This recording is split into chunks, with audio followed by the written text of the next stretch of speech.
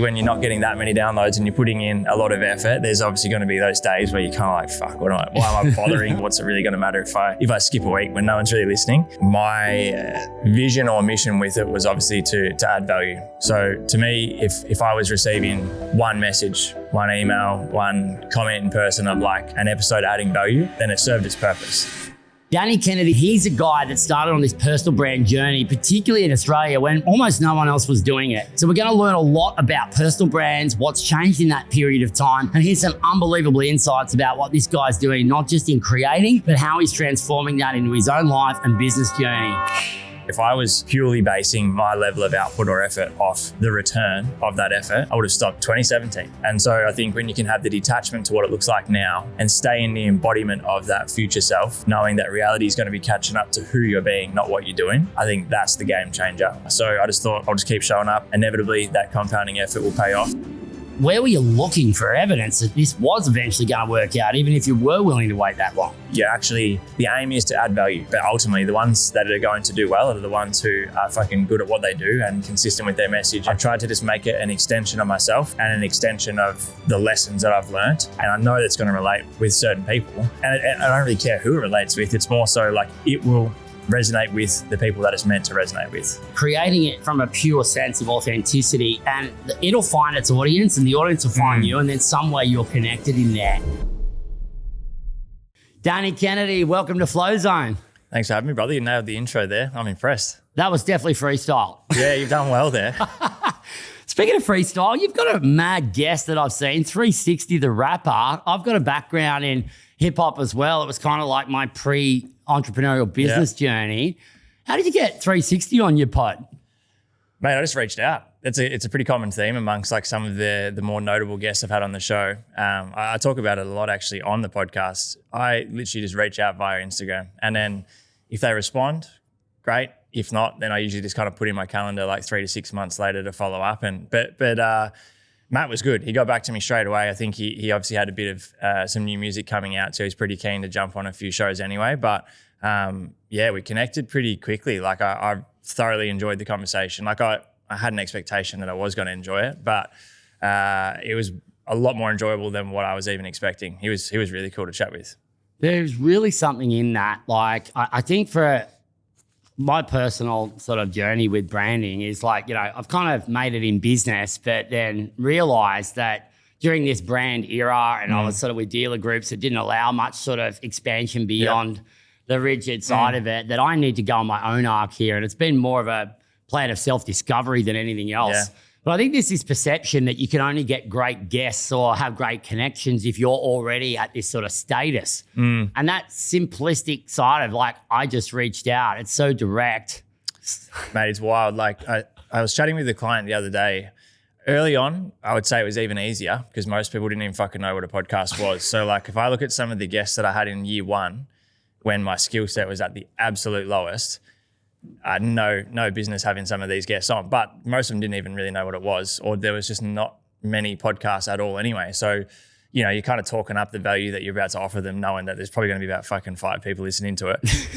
But since then, yeah, literally, man, like I would just reach out to guests in a way where try and make it a value exchange as well, like no entitlement of like expecting them to say yes. And I think over the years, there's been so many guests that I've eventually had on, which has been over like a 2, 3, 4, sometimes 5-year period of like reach out, follow up, and just know that if the answer is no, or if they don't respond, that's a me problem. As in like I need to be able to create more value from the show to the point where it's undeniable that they're going to say yes. And so I think, just dropping any of the entitlement and also trying to make it a value exchange, not just me reaching out going like, hey, can you come on my show and I'll give you nothing, no value in return. Yeah. I think I don't know why people have any expectation for people to want to say yes to stuff like that. But man, I think you just got to shoot your shot, see what happens. Well, shoot your shot does definitely resonate with your, sporting career as well. Like you've gone from athlete to coach to creator here, and that's a hell of an arc. Now, as far as athlete goes, you played a fairly elite level of basketball there. Yeah. And, like that journey from what I can see, like it's been quite an arc. Starting in 2016 with your podcast as well. Like that's early OG days, particularly in Australia. There wouldn't have been many out then. Nah, not at all. Why did you decide to start then? It's a good question. So I think, I'm sure we'll touch on it in the episode, but like with my whole basketball career and kind of like athlete career, I just experienced a shitload of setbacks and failures, right? And I got very desensitized to really caring about any fear of failure or rejection or anything along those lines. And so when I finished up playing basketball and shifted into business and coaching, it was probably the first time in my life where there was a direct correlation between the effort that I was putting in and then the result or the reward. Obviously coming from a team sport, you can be the hardest worker in the room, doesn't necessarily mean that you're going to get the outcome that you want. It's kind of in other people's hands and it's a team sport. So when I started my business, that was around the same time as I started physique competing as well for a few years. And I was religiously doing content like through social media from about 2013 and just consistently showing up doing content. I dabbled with YouTube for a little bit, was vlogging very consistently. Like there was a period there where I think I put out 120 vlogs in 120 days and the reward was just fuck all, really. Like the amount of engagement was quite low. And so at that stage, I just started listening to guys like Gary Vee and I was a big fan of Grant Cardone at the time. I'd read his 10X Rule book and that was pretty influential for me. So they had I think Grant or Gary had a podcast and I'd started listening to that. And then I just wrote in my notes like an idea of starting a show, but it had been about 6 months. And then I was listening to one of their episodes and I can't remember which one it was, but they were pretty much like, why would you wait till tomorrow to do something that could be done today? And so that day I typed in on Google, like, how do I start a podcast and get it published on iTunes or on Apple? And so I just followed this blog post. I'll have to find the link to it. Step by step, just followed this blog post. And by the end of the day, I'd gone and bought like a USB mic, was using my Mac, GarageBand, and had submitted the first 2 episodes that day. And then literally since then, I've just put out at least an episode every single week. But to answer your question, I kind of saw that there was a bit of a gap in that market. And I knew I was already doing a lot of consistent content, which I thought was quite valuable, but it just wasn't getting in front of anyone, So I thought, I'll start this, hopefully, gain some traction and build a bit of an audience here. But at the same time, I just started listening to, you mentioned, rapping and music. I just started listening to Russ, the rapper Russ. And to this day, I absolutely love him as an artist. But I remember him doing an interview talking about how he put out a song a week on SoundCloud for like 2 years. Every single week would release a new single on SoundCloud. And over that period of time, fuck all people were listening really. But towards the back end of it, that compounding consistency started to build an audience. And then, fast forward years later, he's one of the biggest, if not the biggest independent artists in the world with a very loyal fan base. And so I thought, if I keep putting out content consistently and I keep getting better at it, unlike Instagram, it's very evergreen. Like people could listen to an episode from 4 years ago and that might be the first one they hear, because they've searched something in their search bar. So I just thought I'll just keep showing up. Inevitably, that compounding effort will pay off. And it's still nowhere near where I know it's going to get to. But without that consistency, it definitely wouldn't be where it is now. I think that's a really amazing proof point of something where if you stay at something that you believe and you're building towards a gap and you take that radical responsibility for yourself on, I know this is important and if it's not landing yet, I've just got to keep iterating. I've got to keep making it better. And it's funny, I asked my audience the other day, like what's more important on stories, adaptability or consistency? It came back exactly 50-50, right? And you've had consistency there, no doubt. Yep. But you've needed to adapt along the way. For sure. Right? So my view on adaptability is it's more valuable than consistency, even though I'm a freaking consistent, like go for it kind of person. Because if the stage of life you're in calls for you to pivot, change, up your routine, then the adaptability wins. If you are in a stage of life where consistency is required to see something through and do enough of it, you can iterate like basketball shots on a hopper or anything like that, then that would be the case. So I would almost say they are essentially like intertwined, right? Yeah. I mean, consistency, I think, at all times is an extremely important factor and variable. But if you're someone who is quite adaptable, very high likelihood that you're someone that's already consistent, right? Because I mean, if you weren't consistent beforehand, the recognition or the self-awareness of like having to adapt just wouldn't be there. Yeah, well, I sort of, the process I went to challenges that a little bit in that, because consistency can lead to rigidity, right? Because we got this discipline. Discipline does outlast motivation. That's proven, right? But if we've got this consistency thing where I must do a run at 5:15 a.m. every morning or my day's going to be fucked, right? Yeah. But then you find yourself in the middle of COVID or something like that, some big black swan event in your life. If you're going to unravel by not having a run at 5:15, then adaptability would be much more valuable at that time. But if consistency means I must run once per day, then you'll find a way to run, even if it's on a treadmill or bloody with your legs in the air on your bed, you know, by doing it. So like, I do believe they're one and the same. Yeah.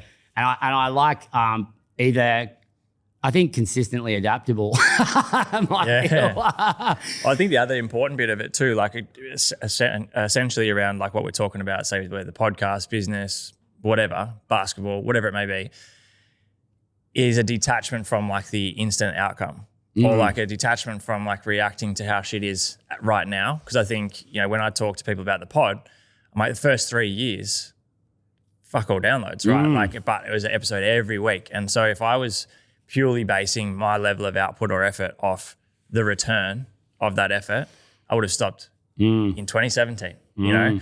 And so I think when you can have the detachment to what it looks like now and stay in the embodiment of that future self, knowing that reality is going to be catching up to who you're being, not what you're doing. Yes. I think that's the game changer. It's essentially being able to detach from what shit looks like now, knowing where it's going to be. Because I think if you're always reacting to how it is now, it won't get to that point because you're consistently kind of like recreating this same loop over and over again. So it's almost like you just have to be like, let's say it's like investing. Yes. You know, like dollar cost averaging investing. It's like, fuck, I'm just showing up regardless of the market, putting in the same amount, maybe putting more when the market's a bit lower, and I'm not going to react to the volatility of it for X amount of time, years, you know? And I think if you follow that approach in most things, you can't fucking lose. I think we are landing on something here, like whether it's consistently adaptable or adaptively consistent. I actually agree that they are both big, big things. And it's clear that that's worked out for you. Tell us about what it was like when you were 2 years in.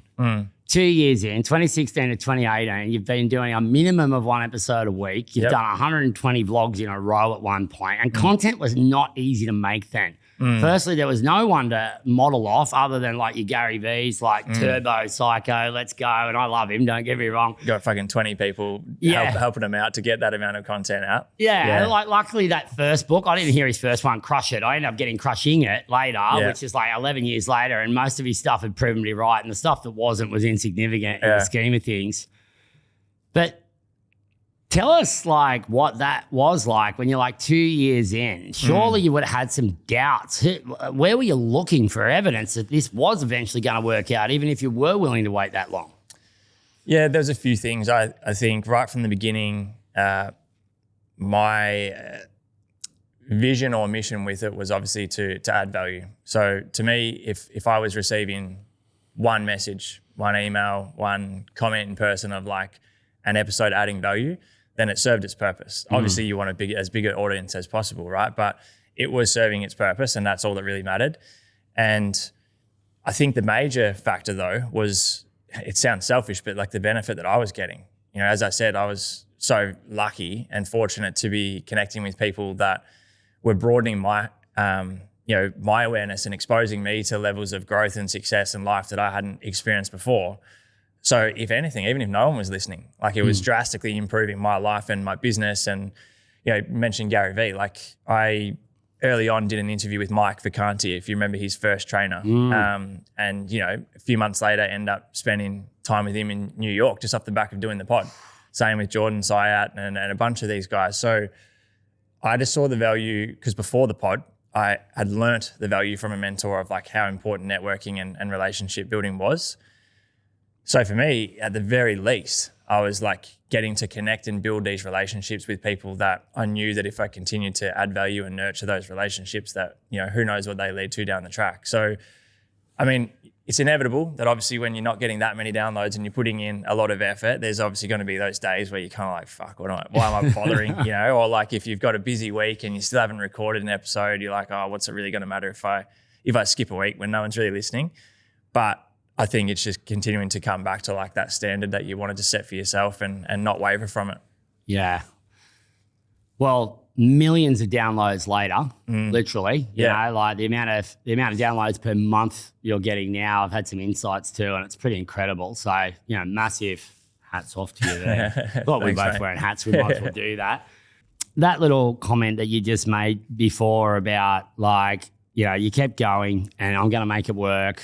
And I'm giving to myself. It's something that I've really believed in over the years. Like, I wanted to change up my fitness routine and have a more positive start to the day. I was happy to go to the gym and do CrossFit every morning, and I worked freaking hard. But I had enough competition in my life with business that I didn't feel like I needed to compete against myself on a clock and go to comps anymore. And I could just see my nervous system was getting fried. So I started this thing called Fitpit, which is an outdoor fitness group. I went and bought like $3,000 worth of equipment. I put it in my ute so that I had to turn up. And it's like a 5:18 start in the morning. So it's an odd time so people actually turn up on time. It's in the dark along the beach. Love it. And I could see all the flywheel of it. I get to support a local business at the cafe afterwards. I get the, sun salt sand, which is a negative ion discharge for your health. Like I was lifting others up and I was committing to something. And it was just this big flywheel, free group, right? And so like when you're teaching something, you get to learn it again. But sometimes when you're teaching what's going on for you, you're also sort of on the way to self-actualization in that case. And I've seen a lot of that in your personal content. What I want to skip to is where we are today with these millions of downloads that have occurred. How has the landscape changed since you were kind of early to the party, just, shooting fish in a barrel, so to speak, and now you're at the bottom of the rapids and there's bears and there's fishermen everywhere. What's it look like now? It has changed a shitload. It was funny. We were in here last week with Jules Lund, and Jules is a good friend of mine, and we did an episode. He was very early on. Like I recorded an episode with him in that first year in 2016. And it was funny, we were talking about it when he was in here the other day. Like that first episode, and I mentioned to you before, I think I did about 200 to 300 episodes with purely just USB mic, GarageBand and my laptop in some fucking wild places like up until that point.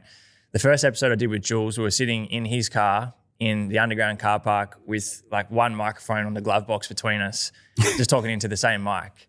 And there were so many episodes like that where on one hand, I really liked that about it. Like I'd go spend a good amount of time over in the States every year.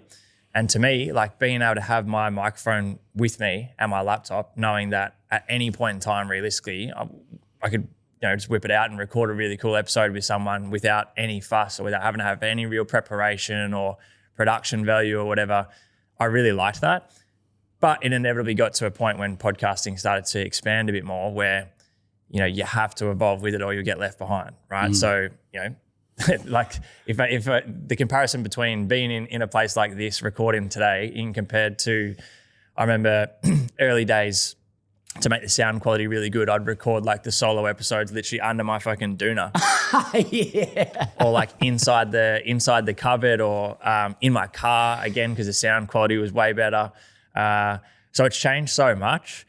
But I think one thing that has not changed and never will is just the shows that are doing well and having the most impact are providing value and they're creating insights, right? Or you actually, the aim is to add value. I think with socials and stuff now, obviously it's so powerful because you can reach so many more people. But ultimately the ones that are going to do well are the ones who are fucking good at what they do and consistent with their message and can add value, if that makes sense. So I think obviously the barrier to entry now is, I wouldn't say it's lower, but at the end of the day, it's a skill set, and I think that's what gets overlooked a little bit. And it's funny now when I mean, you're fucking exceptional at it, but it's funny now when I do guest episodes and it might be with people who I've had on my show or I haven't, connected with them before, and just seeing like how they navigate hosting the show. It's something that I probably overlook now as a skill set because I've done it for so long. But when you see someone, maybe doing it for the first time or starting to get comfortable with it, you kind of remember that shit. Like once upon a time, I was fucking horrible at this. And it's not something that's just like you can just get out of bed and never have done it before and really find it comfortable. It's something that takes time. So yeah, it's changed a lot, but in a good way, obviously, right? I think now, every single person has probably heard of a podcast before, and the power of social media to tap into new audiences and new guests, it's pretty cool. But I do still like the basic side of it. I said to you when we had a coffee before, there's days where I'll get off a coaching call and be like, fuck, that's something that would be really valuable to share. And I'll turn my Roadcaster on, hit record a 15-minute episode, and within 25 minutes it's on fucking Spotify. And that episode probably does better than the one where you're spending all this money and time on production. So yeah, I don't know. I don't know if that even answered the question you asked, but yeah. Well, it's provided such a multi-layered answer. And I think by just committing to doing something like, we're in the amazing Pivotal Studios here. These guys are number one in Australasia, hands down. Yeah. Part of it for me was like the knowing that I needed to do it. Knowing that time also equals not just money, but energy. And there's only certain amounts of time that I've got that fresh brain strategy energy. Yep. And I really value that now in a totally different magnitude that I used to. A second isn't a second in the day anymore. There's seconds that are worth infinitely more than other seconds. Yep. What it also has done though, and being around other great podcasters like yourself and the whole tribe that surrounds it, is you're getting a degree of coaching through absorption on sort of, where one wants to go with this. Yep. And you made a really key point before that I think regardless of the medium that we're speaking on, like you said, add value, right? So bearing in mind, a lot of our audience, right, they're aspirational. They could be ultimately successful in a lane that they're in. Yep. But they're looking for holistic success in their life. And, they might be really successful in business and have some health they want to improve. Yep. Everyone gets the opportunity, though, to have a personal brand, right? And there's definitions that fly around on that. But what I'm really interested in is like, how does one add value? It's a good question. I think firstly, it's really important to understand that like adding value is going to can essentially look very different for everyone, right? And I think the really important thing, in my opinion, is that everyone has value to add. And I think more often than not, people overlook the value that they have because it's a comparison of like a level of value or a type of value or the popularity of the value, if that makes sense. So for me, it was like, and this is the approach I've taken since I started my business and content from day one, it'll remain this way the whole time, is I've tried to just make it an extension of myself and an extension of the lessons that I've learned. I've been very cautious not to be like, this is how you do this, or you have to do it this way. This is what works, what doesn't. It's very much so me trialing, going out there and experiencing stuff and then sharing my experience and kind of going like, here, do what you want with this. If you want to use this, use it. If not, no stress. So with the value, it varies, right? I think you could create a podcast and get millions of downloads talking about fucking how to change a light globe or how to change some shit in your house. So that is very, very, very niche. But for me, I remember very early on, I had a client. This is really bad that I can't remember his last name, but I'll remember it and I'll tell you after the show. But I had a client who has a very big business podcast. And like I said earlier, I reached out to him and kind of said, look, we'd love to help you out if you're after any fitness stuff at the time. In return, we'd just love you to, kind of do a bit of a stock take on my podcast and kind of just basically rip it to shreds and tell me where I can improve. And he fucking did. Well, that's a very self-aware way to approach something. Like a lot of people, if they're going to someone that's major in a field, just that point alone, just to come in as an open vessel, be grateful, present whatever value you can to them so that they want to do the exchange. Yep. But to then just say, rip it to shreds, like I want the feedback. Yeah. A lot of people say that, but they don't mean it. They don't mean it, yeah. Well, I was, so I did that and he gave me some really good feedback, but there was one piece that I was very resistant to. And at the time, that bit of advice was to completely niche down, like with the pod, like specifically to one topic pretty much. And I wrestled with it for a week or so because my view of it, like similar to what I'm talking about now, is like I wanted it just to be a reflection of my experience and my growth as a business owner, as a person, as an athlete, all of that stuff. And so I went dead against what he said to do basically and kept it very broad as you mentioned at the beginning. But I'm so grateful that I did because again, like the conversations that I have on the show now are a direct reflection of just where I'm at with my personal growth, you know, and that's changed a lot over the years, but it's allowed me to add value in different ways. So, you know, like there's people who might listen to the show that get a shit ton of value out of, maybe it's the personal development stuff. Then there's people who get value out of me sharing an episode on nutrition or training. And so again, I don't even know if I've answered the question, but I think as I've evolved, I've just really wanted to be able to kind of just share my lessons with everyone. And that is going to vary, whether it's me, you know, having no fucking idea about finance when I started business and sharing all the mistakes I made there, whether it be in the body composition side or whatever. So I think just that value piece is really the most pivotal thing. And even to this day, like the most rewarding part for me is like just getting an email or a text or someone in person. It's like, this episode was awesome, you know? And it might be something that I recorded thinking like, fuck, this is just like common knowledge. You know? It's like nothing. Well, man, I can say this right now. You've added value to me before this show started, right? I have a certain amount of time to do research, again, preserving time, focus and everything with it. When we sat down, straight away, like value started pouring from the conversation. The authenticity was clear. Awesome.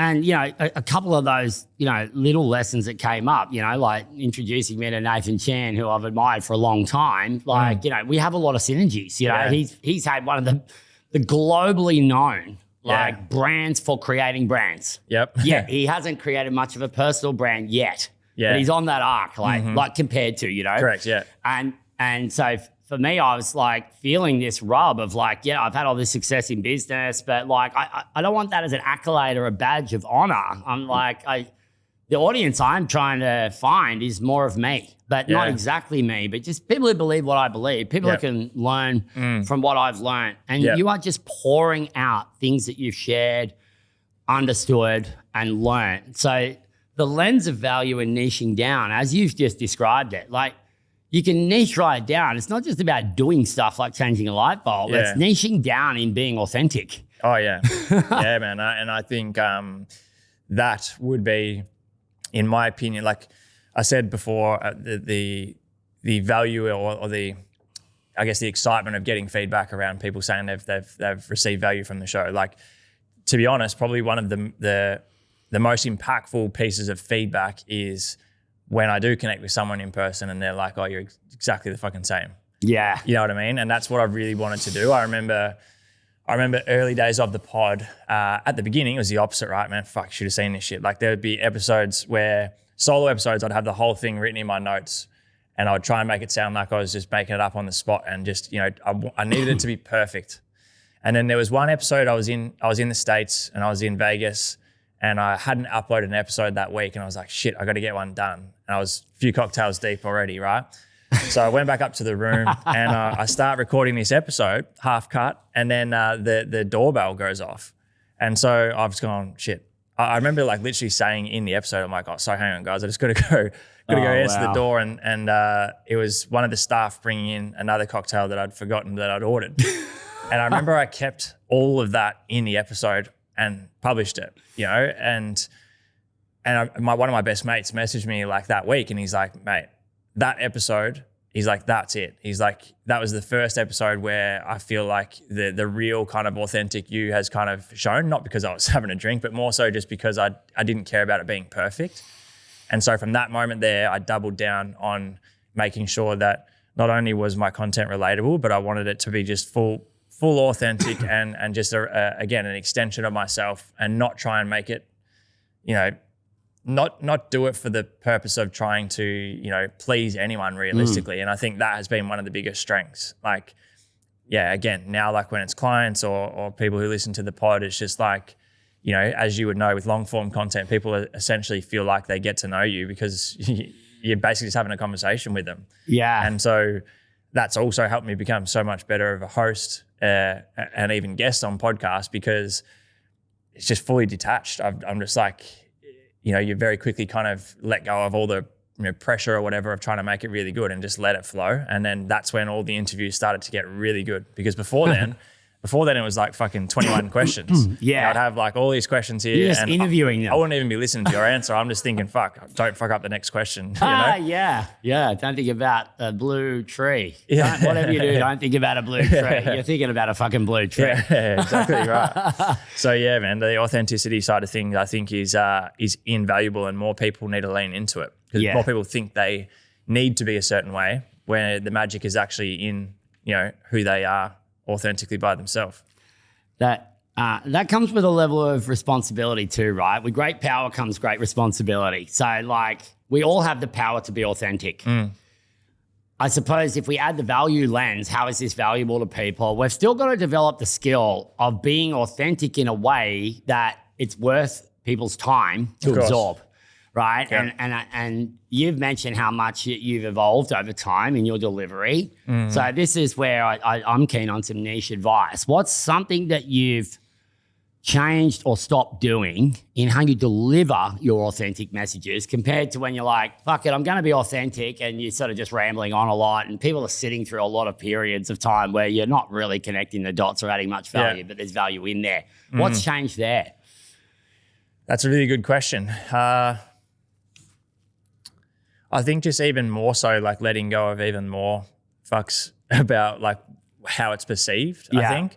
And so with the authentic side, I think, you know, this, well, we won't call it fear, but whatever it may be, whether it's about people's judgment or opinions, whatever, it kind of creeps back in from time to time. And so for me, it was more so like the authenticity being in a way where I wasn't trying to make sure that it resonated with a certain person, if that makes sense. I was largely not worried about whether it did or didn't resonate with anyone. Like it would resonate with the people it was meant to resonate with, and that was a massive level of kind of like surrender and just letting go, essentially, of going like the right people will be here if I'm just leaning into the authenticity, and with that means that there's going to be people that aren't right, and that was probably the thing that I needed to let go of not wanting to make sure that like, oh well, make this content, this might really resonate with this type of person, but what if it, you know, how's it going to make this type of person feel? And I was like, who gives a fuck? Like just, I really needed to lean into that because, again,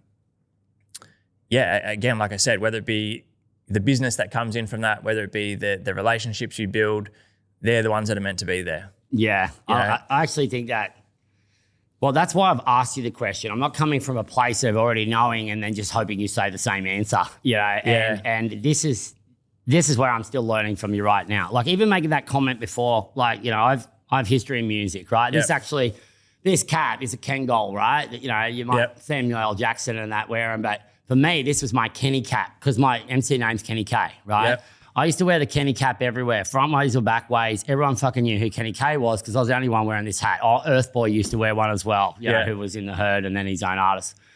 And we're like pretty early to the party on hip hop. Like the people who came before us, I felt like they were the real OGs. Like, you know, there was Hilltop Hoods had been around a long time. Death Wish Cast were like super underground Sydney. There's another group called Blades of Hades who one of the Blocky, one of the MCs, Kid Lyrical, actually works in one of my companies now. Oh, wow. He's a weapon. That comment you made about music and Russ just putting something out on a periodic basis on SoundCloud, which was like a ghost town for a long time, SoundCloud. Yeah. It was kind of like where you could put your music where you wouldn't be told it was shit. Yeah. The only way you get told is that people don't listen to it, but you don't get kicked off, you know what I mean? Yeah. And, you know, like the group that I was in, that we started like around, it was around the time that 8 Mile came out, the Eminem movie, because I was freestyling like all the time, right? And everyone's like, Kenny, you've got to go in a battle. And I'm like, well, fuck, where are the battles in Newcastle, New South Wales? And then they put one on at this pub. Yeah. And I took a night off work because I was engineering at the time, working, you know, nights in trades and engineering in the mining sector. And I took this night off and I brought a crowd of about 5, you know, rent a crowd of friends of mine that were really just coming to see how I went. And I actually progressed all the way to the final round. It's like over 3 or 4 weeks. How good. And like, I got knocked out by a guy called IC Visions, which was a good rapper. And then the guy that won it was Tons One, who's like he's a godfather of underground scene in Australia. He's a great guy. And I suppose once I got into that crew, I found my crew that night. They found me. They said, what crew are you in? I didn't even know what a fucking crew was. I was still rapping with an American accent at the time. I was wearing like tight jeans and a fucking Von Dutch hat. So I got the piss ripped out of me by IC Visions about that. But then what I realized with music is like, there's a few ways to look at it, but if you're really coming at it from an artist and creator point of view, you're not actually making it for someone. You're making it because you want to express something and get it out there. And what feels incredibly valuable to me is when someone hears a bit of music or sees you and they've never seen you or heard you before, and it just resonates. On first song. Yeah, so I was always really big on making songs that first listen were great because I knew that there was very little chance that they've had time to build up to it prior or after. And that's where I think my entrepreneurial talents went to the next level, because I started looking at, well, what about this poor body venue owner that doesn't make shit when the Hilltop Hoods tour, because there's a manager involved, there's a big fee, and the Hoods are great, but like to come to Newcastle, it's hardly their biggest space. And then like the undercard acts, like you've got to pay for them as well. And then everyone just comes in at the time of the main act or maybe the support act. Yep. And they only start drinking then. But when the song starts, they don't want to be at the bar where they could be up in the mosh pit, right? Yeah. So I went to the pub owners and I'm just like, look, I can see what's playing out here. And I want to let you know that we've developed a really loyal following. Like I was sending out, 499 text messages at a time off my Sony Ericsson phone with a stylus. Like this is pre-iPhone, bro. And you can only send 499. So I'd send 3 batches of 499 by the end. 499 was my first batch. Yeah. And it'd take me about like an hour and a half, to go and tick everyone and send it. If it didn't work, I'd be frustrated because I've been awake all night. I'd go to sleep, put my earplugs in, wake up, and then I'd have literally hundreds of replies because I was doing what you had been doing with networking. How do I add value, find a common crowd, whatever. So I went to the venue owners and I'm like, look, man, like if you just put us on the last act before the big touring acts, the Hood, the Herd, whatever, we will rock that stack. We will get the crowd pumped. I realize they're with a touring act, but look, it's just going to give them a little break anyway after this so they can enjoy the show. Yep.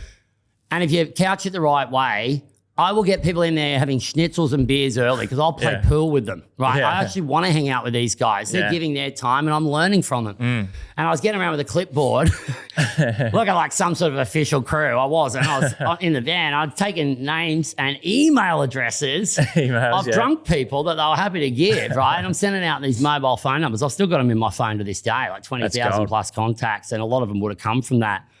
But what I learned later when we started recording more, like we're already recording then, but like when I got back into it after taking a hiatus because business was taking off, we'd gotten to the stage where we were touring, Groove in the Moo, supporting the Hoods, like Perisher, all this sort of stuff.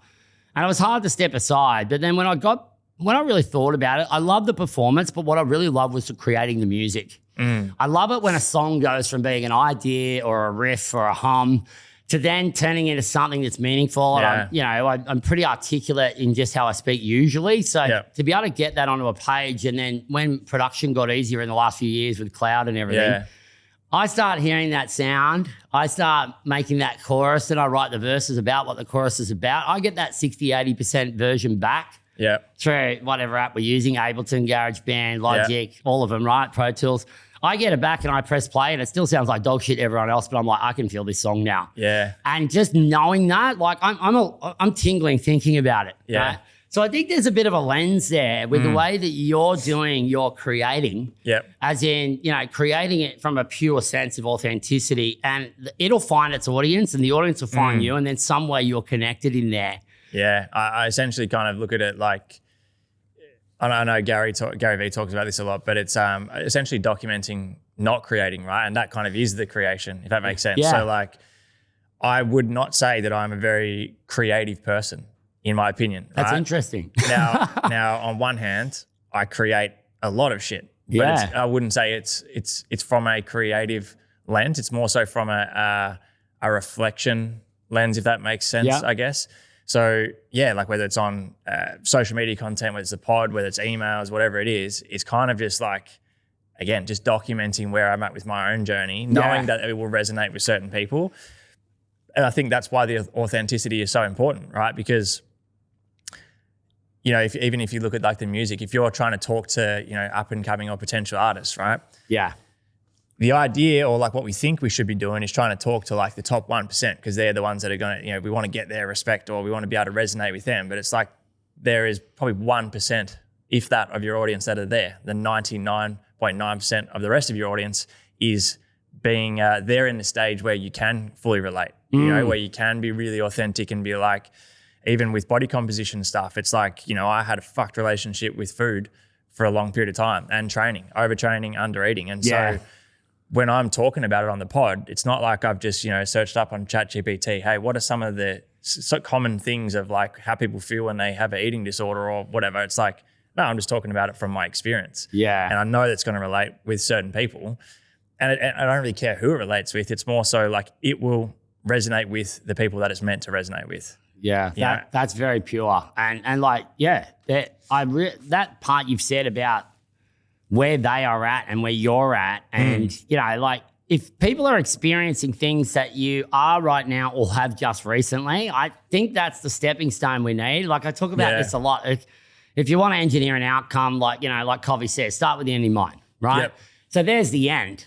But then you don't know how many steps are required until you reverse engineer it. Right? So if you've got the elite 1% sitting at the end, right? Well, what's just before that? The elite 5%. What's just before that? The 25%. We're not calling it elite anymore. What's before that? Well, the 50% that are having a go and not necessarily there yet. What's before that? Not even having started. Yeah, correct. And then what's before that? The thoughts about why you're not starting and how you're overcoming them. And then here we are today. Yeah. So I think this is the sort of potency I was really hoping for without putting too much expectation on it. Man, it's flowing through really, really well.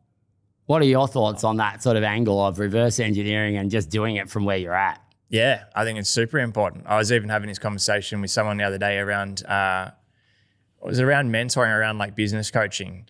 It was, I can't remember who was saying it. They were saying that like when you're essentially going to work, like let's say you've gone to hire a mentor or a business coach. I think that when you talk about, say, the law of exposure, I think it's very important to be exposed to levels that aren't normal yet, to normalize them as quick as possible. Yeah. But at the same time, like the real value is trying to make sure that they're meeting you where you are, not where they're at, if that makes sense. It's like, so for me to go and work with a coach or any form of mentor, you want to be able to get their insights based off where you're at when they were in that stage, not where they're at right now. Yeah. Does that make sense? Yeah, it does. So you want a bit of a mixture of both. One, you want the law of exposure of like, oh, I'm exposing myself to where we can get this, where we can take this to. But at the same time, I want to hear their insights of how they navigated through the stage that I'm actually in, not the stage that they're at now. Oh, man, there's something in that massively. Because in the lens of business, right, like I create models for business. Like, you know, I created a friendly auction system over the first 10 years of my career, which is a consumer-friendly way of doing auctions. Because like auctions are transparent and they do have advantages for all, but it's very hard on buyers. Yep. You know, and all the underquoting and all that stuff that was getting bandied around and still is to an extent. A lot of that is because people have a really high friction road into the auction. They don't worry about getting beat. They've spent thousands of dollars in emotional drain and they feel misled. So of course someone's to blame for that. So when you create a business model though, like you're thinking of all these dependencies and everyone involved. And I had a lot of trouble in short form, especially communicating the value of that. Right. Since I've, you know, got a management team in the bricks and mortar business and consumer brand of Presence Real Estate, I still want to massively help transform the industry. I mean, we're on a path to serve the non-paying customer, the tenant and the buyer, because really that's the most valuable part of it. And they're humans and they're important and we want to create a concierge-like feel.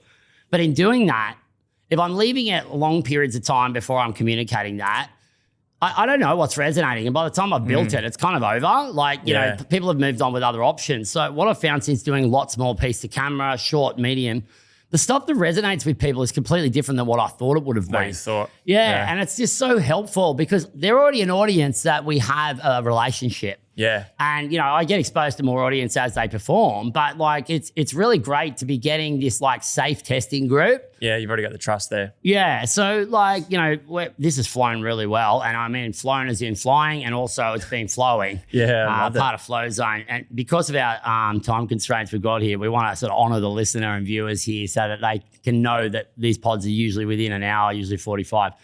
I want to just ask you that with all the insights you've gained and all the avenues and doors you've opened up here and kind of just like, you know, walk down if there felt like an opportunity worthwhile, what are you seeing ahead now for your business and entrepreneurial journey that's opened up as a result of this personal brand and network that you've kind of been building along with? Yeah, so at the moment, over the last couple of years in particular, I've put a lot of my time and energy towards personal development. And, kind of like you were saying before, I think with that, particularly when you're also coaching others, you're coaching yourself. It's almost like you're just consistently putting your mirror up when you're relaying that onto someone else. That has been very fulfilling for me. It's also opened up a number of different avenues of like where I can potentially take the business. And I think as well, as I said, it's very much just an extension of me. So part of that personal growth is still a huge component of that being the physical fitness side of things, which is where I spent most of my time so far. But what's come with that, like the coaching and in particular the podcast and networking and relationship building side of things, is now really seeing the possibility of opportunities that I'm getting exposed to and is now allowing me to think much bigger. So example being, in this last few months, we've started running like a monthly mastermind where I'm kind of like handpicking 10 business owners or entrepreneurs or just high performers to come in, and ideally people from different different industries, to have different perspectives and kind of share roadblocks and share levels of growth and expose each other to things that aren't normal, as I said before, to normalize them. But what's come with that is just like this kind of burning desire to now help facilitate more of that and bring more of those type of people together to see how powerful that can be. But at the same time, you might have someone, and I know you mentioned this before we recorded today, you might have someone who's crushing it in this area of life, but then there's these other areas where, it might be very subpar. And so being able to bring people together that can help facilitate each other and keep expanding the network is what I'm really excited about. And so I'm very clear on like what it is that I'm wanting to add, like in terms of the value I want to add to people's lives, but I'm also staying quite open and willing to receive what that may look like. I'm kind of really staying open to what it could be and really keeping it in theme with just allowing my journey or my growth to kind of be the thing that I'm kind of putting out into the world and to see where it kind of leads me. So I don't know how well I've answered the question, but I think you have answered it pretty well. Like that mastermind angle, I mean, there's some incredible ones that have been running in Australia, and it's definitely proving out. Like, Tucky Moore and people like that they get a room full of people together at an elite level in their field, but not in every field. And it allows people to turn up, be immersed amongst a group of people that they've already got some level of relationship with. But it kind of reminds me of some kind of sieve where imagine a cupcake tray or something like that, and you just spread it over the top. If one's full, you don't need to fill it, right? But then you keep spreading and it'll fill the one that needs the filling. And then you've got a balanced tray at the end of it. Whatever cup that you need to fill, a mastermind environment facilitated by someone that's brought it together that's like-minded is one of the perfect ways to do that. So I think people are going to definitely want to follow on with you. They know about your supplements already. Your coaching is epic, but these masterminds sound like a really great pathway to be building on. And it's so interesting after starting in 2016, here we are 9 years later, and the doors are starting to open up. And on the time horizon we're on right now with longevity and AI helping us live to 150 to 200 years of age, on a long enough time horizon, everything can be successful as long as you stay at it. Yeah, exactly. Mate, thanks very much for being on Flow Zone. I really want to stay connected with you. This has been super high value. Thank you, mate. Really appreciate you having me in, and really enjoy it. Conversation flowed very well. You're very, very good at what you do. Thank you. It means a lot coming from you. It's great direct feedback, and I promise the audience I haven't asked for it. Thanks, dude. Appreciate it, brother.